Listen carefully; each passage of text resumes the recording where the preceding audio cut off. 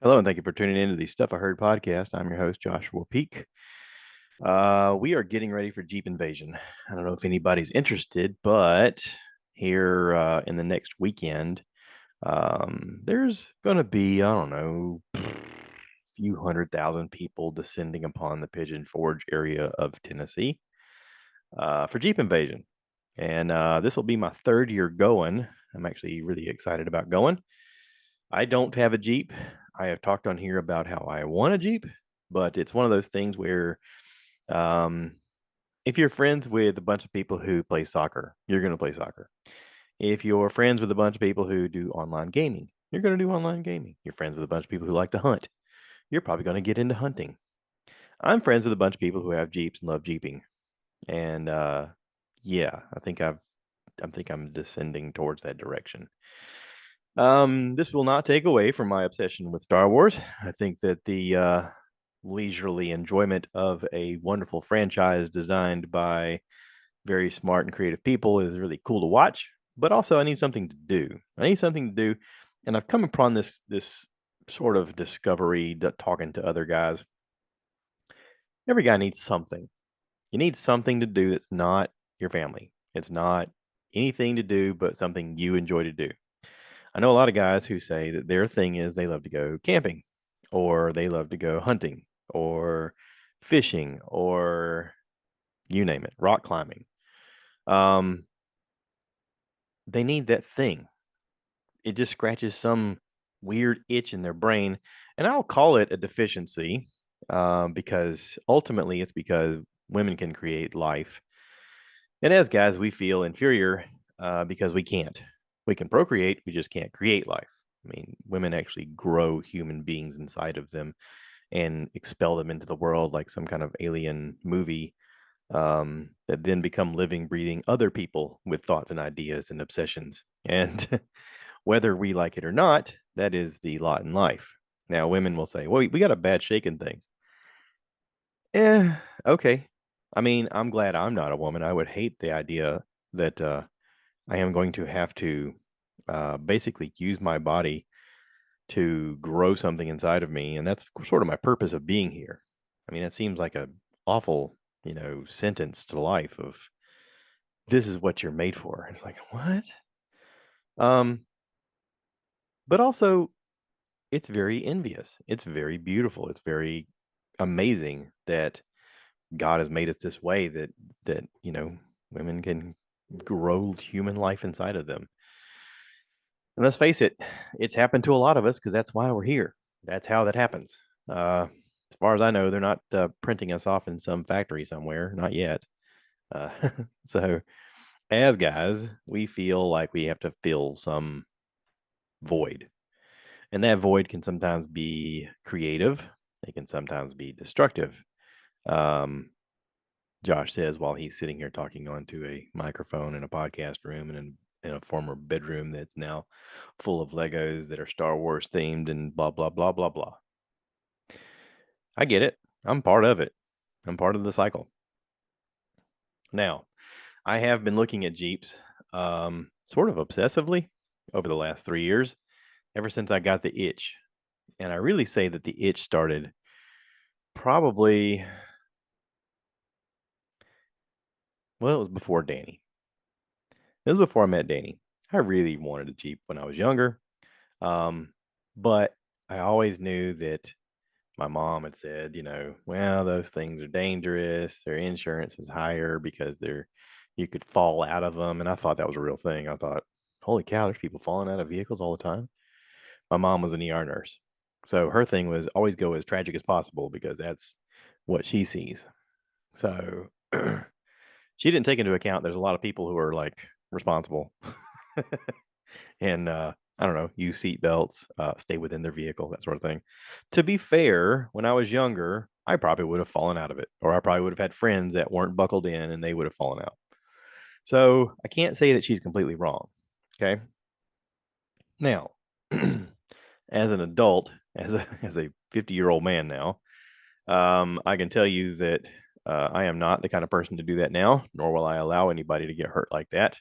I am going to stop the vehicle and be like, hey, sit down. But also, it is kind of cool to have the top off, okay, and the doors off. I had a motorcycle for about 11 years, and my wife and I enjoyed it. We enjoyed riding around and feeling the breeze and just being able to, I don't know, cruise. And I have the same romantic idea about us being in the mountains, in the Blue Ridge Parkway, or some such version of that, with the top off and the doors off, just enjoying the beautiful scenery and just enjoying how freeing it is. Now, it is different than a motorcycle in the fact that I don't feel terrified the entire time that we're going to crash. The thing about being on a motorcycle is all it takes is one tiny mistake and you don't walk away from it. Um, I had made a comment before because we'd had dogs and I've had squirrels and snakes and various things run out in front of me. And if you hit those on a motorcycle, you have a tendency to lose control. And if you're responsible for not only yourself but the person on the back, it can be a little unnerving, especially if you're in the mountains. And let's just say they've gotten a lot of rain and haven't had a chance to do any road repair. Then you're really struggling to go around corners. I mean, it became a little treacherous for us to do some of the things we enjoyed doing. Now, we had said then when we decided to get rid of the motorcycle that we would like to have a convertible. Let's get something where we can take the top off and still enjoy this kind of feeling and atmosphere and enjoyment, but not have to worry about falling over. Four wheels is great. Four wheels is pretty darn good. They kind of perfected four wheels a long time ago. I think the Romans were the ones who geometrically figured out the proper distance and calculation of width and all of this stuff to make it really stable and work really efficiently.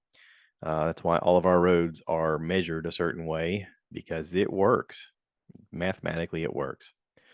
Um, Being on a motorcycle was fun for a while. And then when I realized it was work, I didn't enjoy it as much. Now, I am still with this idea in my head of us being in Blue Ridge Parkway, just cruising with the doors off and just being able to look out and see the beautiful scenery and take in all of the sights and smells and all of that stuff. Just me and her, and maybe the grandkids. But anyway, just that idea alone is kind of the thing that's been fueling this fire inside of me. Okay. Now, I've got my eyes on a Jeep, and I've been teetering with this idea for a while of do I keep my truck, which is fine, everything on it is great. Do I keep it and then just buy like an older Jeep that I can tinker with and fix up and make videos of and that sort of thing, which is which is not a bad idea. Um, that's one idea. The realization though is I have one butt, and one butt can only be in one vehicle at a time. And typically, if I'm spending time with my butt in something or on something, I am not paying attention to the other things. My dad is the kind of person who has, I don't know how many vehicles he has, 10 or 12, maybe 10, closer to 10, maybe 7. I don't know. I don't know. He has a lot of vehicles, but he's always had this love of, fixing up older cars and driving them and tinkering with them. And I have a little bit of that, but also like we didn't grow up together. So I didn't do that on a regular basis with him. So I do have that fascination of turning wrenches and repairing things and fixing things, but it's a different era. Um, for the last 3 years, I've turned wrenches on Jeeps. I've helped Jeep friends with this community do this. Dad grew up in a generation where his buddies and him grew up tinkering with hot rods, and it becomes a communal thing. It becomes something that once you're involved with, you all kind of do it, and you all sort of love it, and you all sort of find a interesting, I don't know, camaraderie with each other over the fact of, I see what you did, I appreciate what you did. I have done that with a friend of mine. That's really cool. Um, it's just, again, ladies, if you're listening, it's because we can't create life. Okay. Now, if you were to wave a magic wand and be like, Josh, you can have a baby, I'm like, I'm 50, you can back off. Um, at any time in my life, if you said, Josh, you could have a baby, I'd be like, no, thank you. I don't want to. Okay. I'm happy being a dude, but this dude kind of wants a Jeep. So anyway, um, so yeah, I had the idea of having an older Jeep and fixing it up, making videos and all of that stuff, and having this community of friends do this kind of thing.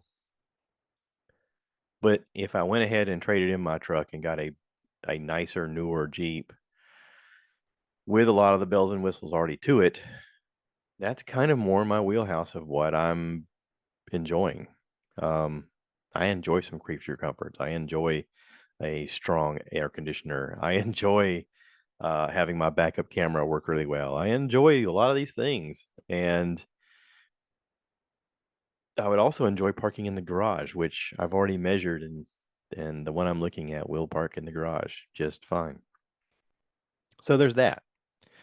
So yeah, I'm a little Jeep crazy, and we have Jeep Invasion coming up, which doesn't calm down my desire.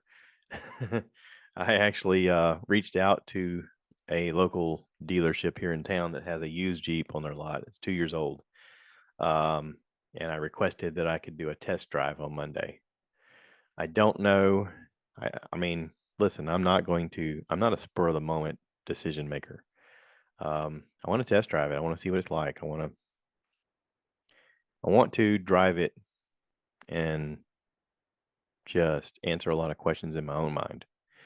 So if you think I'm going to just pull the gun and, oh man, Monday I bought a Jeep. No, no, no, no, no. I realize that we're on this economic uh, roller coaster right now of interest rates coming up and then going down and up and down. And right now, used car prices are plummeting. This vehicle that I'm looking at is $6,000 cheaper than it was a week ago. They are definitely coming down. Would it be better if I'm more patient and just wait, or would I miss this opportunity? That's a big question. I don't know the answer to that. Um, but either way, I am not in any need. My truck is paid for. Um, and honestly, if I hang on to the truck longer, I mean, it's not hurting anything. I'm just saving more money and possibly waiting for the better deal to come along, which is very possible. So I don't know. There's a lot of things that I don't know. What I have learned though is sometimes patience is a virtue, and sometimes it can bite you in the butt, and you have to decide what's right for you. I had a conversation with my mom last night, and I was impressed that she didn't offer her advice. I say that because my mom is historically one of those people that if you talk about something, she immediately wants to tell you what you need to do without considering the fact that you've already thought this through. And maybe she's getting to the age where she realizes, oh, my kid's 50. He probably can figure this out by now. So, kudos. That shows a lot of growth and understanding, which has taken 50 years, but yay, good. Love you, mom. But listen, I get it. I have kids. They'll tell me about situations of things going on, and I don't want to give advice because they're not asking me. If they wanted advice, they would say, "What do you think?" That's the question. That's the key. You got to wait till someone asks you, because sometimes people just need to talk things out loud. And I'm a talk out loud person.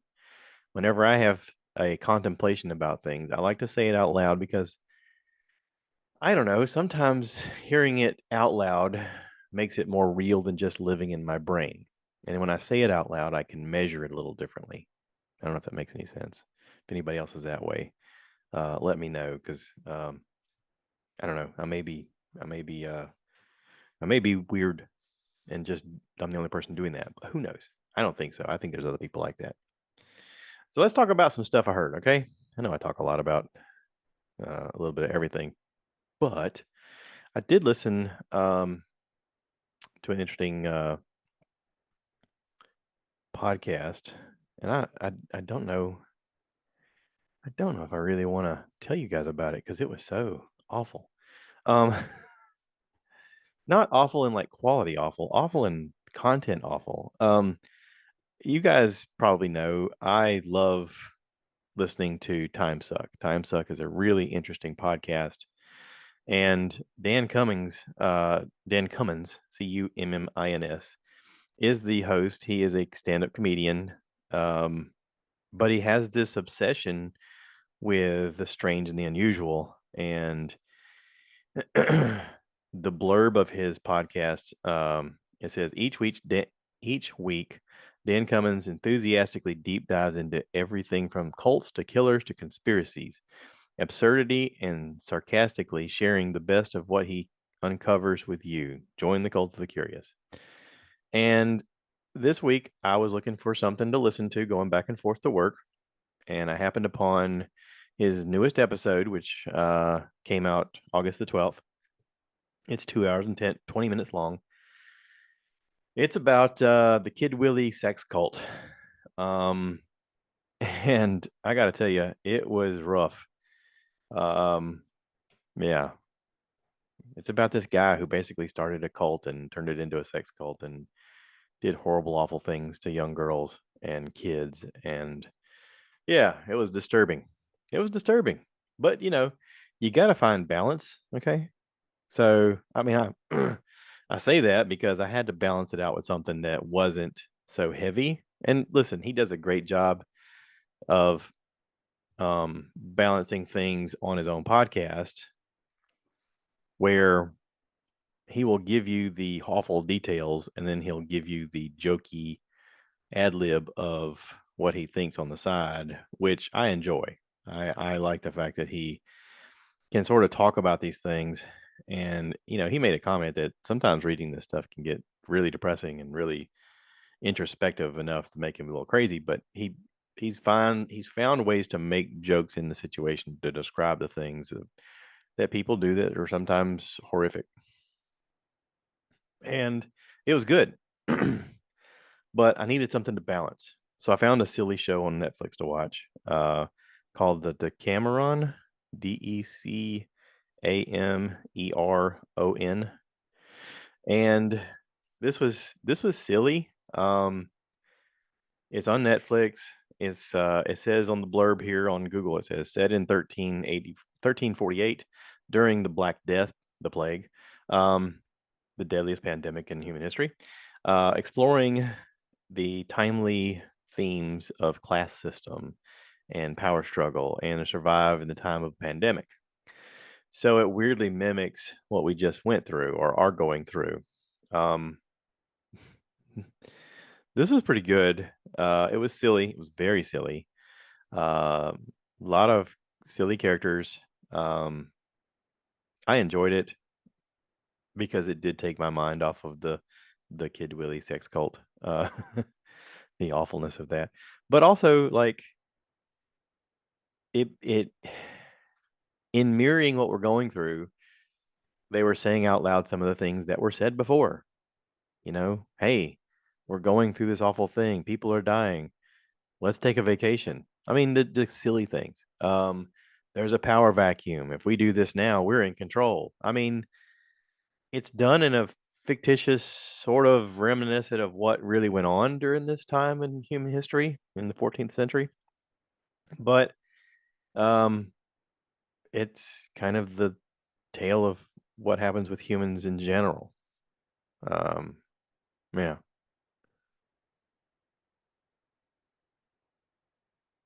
There was a actress who's the main character in it. I've seen her in other things before. She's great.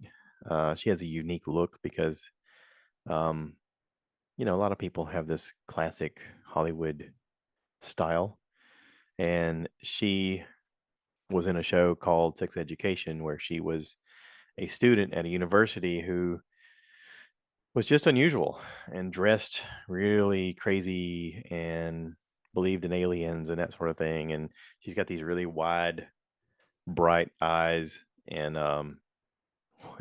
would just, at a moment pivot and go, well, this isn't working. Let's try something else. I like her character, and she kind of plays a similar character in this of just being a think outside the box kind of person. And okay, well that didn't work. Let's try this other thing. I mean, I don't know. She's sort of in a way the narrator of the show while being a portion of the show. But it did keep my mind off of the Kid Willie stuff. And I did finish the podcast, and the podcast was good. The guy is in jail, so yay. Some justice was done. Yeah. So anyway, but beyond all that, I did watch a movie called Jackpot. It's on Amazon. Is it on Amazon? Yeah, I think it's on Amazon. Let me type it in because I want to read this out correctly. Aquafina is in it, and so is John Cena. They kind of headline the whole thing. Machine Gun Kelly makes an appearance in here. So this was set supposedly in the future. It says in the near future. It shows on the screen 2030 something. Um, a grand in it's this Los Angeles. A grand lottery has been newly established for California. The catch, the killer if you kill the winner before sundown, you get to legally claim the multi-billion-dollar jackpot. So you got to imagine, the economy's struggling for a long time. People are desperate, and all of a sudden they create this lottery where if you're the winner, you become the target. And the only caveat is they can't use guns. So it's not like a sniper bullet can take you out or they can spray you with bullets. There's a lot of people coming at them with knives and various household utensils and things of that nature. And John Cena plays this guy who's he's kind of built a business out of um, saving jackpot winners and allowing them to get their winnings for a percentage. So and all he asks is a small percentage, but he's like, I'll fight to keep you alive. This has a crazy concept for a movie, and it is funny. The two of them are funny together. But again, another distraction just to keep my brain off of the cult thing that I was reading. But yeah, it was fun. I enjoyed it. I got a buddy of mine at work, Quade Richardson, who's he and I are both John Cena fans, and the more John Cena does, the funnier he gets, and the better actor he gets. So this is good. I liked it. Okay.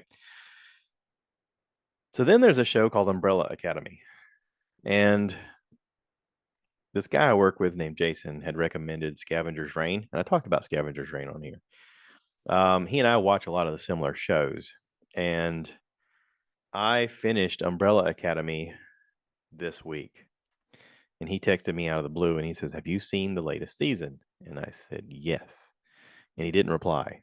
And I was like, okay. He didn't reply. So I saw him at work and I said, hey, what's going on? Did you watch it? And he was like, I started watching it. He said, then I got busy with the kids. He goes, but I'm going to finish watching it probably this weekend. And I said, well, when you do, let me know because I want to talk about it. So here's the rundown of the show Umbrella Academy because I watched the final season. Here's the rundown. On one day in 1989, 43 infants are inexplicably born to random, unconnected women who show no signs of pregnancy the day before. 7 are adopted by a billionaire industrialist, Sir Reginald Hargraves, who creates the Umbrella Academy and prepares his quote unquote children to save the world. In their teenage years, though, the family fractures and the team disbands. Fast forward to present time when 6 surviving members of the clan reunite upon the new Hargraves passing. They work together to solve a mystery surrounding their father's death, but divergent personalities and abilities again pull the estranged family apart, and a global apocalypse is another imminent threat. The series is based on a collection of comics and graphic novels created and written by My Chemical Romance lead singer Gerald Way. Oh, I had no idea. Okay. So anyway, this was the final season, and I like it at times. At times, it's super campy, and I realize that they've done that in a way just to kind of add some humor to the situation. I mean, nowadays, if you do anything too seriously, everybody's like, I just can't. It's so depressing. I get it, but also like sometimes you can be a little over the top with the campiness. I said all that to say this. This to me, there's two star actors in this. One of them plays a character called Number Five. He's the fifth kid. They just call him Number Five. Adrian Gallagher, Aiden Gallagher, excuse me, Aiden Gallagher, Aidan Gallagher. Um, to me, he's one of the best breakout stars of this show. He is. I wish they could just do a series about him. He plays a character. He's a young kid when the show starts, and he plays a character who um, supposedly was lost into another world. Had become he was like 63 years old, and um, how about that? That was Quaid texting me asking me about the John Cena movie. Uh, he was 63 years old, and then he traveled back in time, and for some reason he became a young man. Even though he was now technically older than all of his siblings, he'd lived an entire lifetime in this post-apocalyptic time. So it was an interesting aspect of the thing because they kept calling him old man, even though he was the youngest of the group looking. Um, but he can blip in through time and space and travel, sometimes at will, but sometimes not. And he's fascinating. Like the character is fascinating, but him as an actor, he's really good. I love his character. I also love Klaus. There's a character on the show named Klaus who's played by Robert Sheen. Uh, he is he can see the dead and he can't die. So there's kind of a two-parter thing. Really cool people, really cool story. Um, I enjoyed the final season. I'm sort of glad it's over. I think they're all getting a little too old to be playing these parts. I have some of the family members that I really don't care for, and I think they did it just to sprinkle in texture to the show, which it does. But it was a cool story. I'm glad it's over, and I want more of Number Five. That's all. That's all I want to say about it. Okay. So my takeaways this week. Um, Josh wants a Jeep. The Decameron is silly. Jackpot was fun. Um, Timesuck is great. Dan Cummins does a super job. The occultist that did this stuff in the Kid Willie sex cult is an awful human being. And I'm glad he's in jail. And yeah, that's it for this week. I'm going to wrap this up. Thanks for listening. Thanks for watching. If you want to be part of this or if you've got suggestions, let me know. Also, I won a PS5 at work in a drawing. I won a TV, but then I swapped with somebody for the PS5 because I don't have one. Does anybody have any recommendations of PS5 games? Let me know. Okay, that's it. All right, y'all take care. Thanks for listening. Thanks for watching. Y'all be kind, and don't forget to cue the cow. Cue the cow. Moo, baby.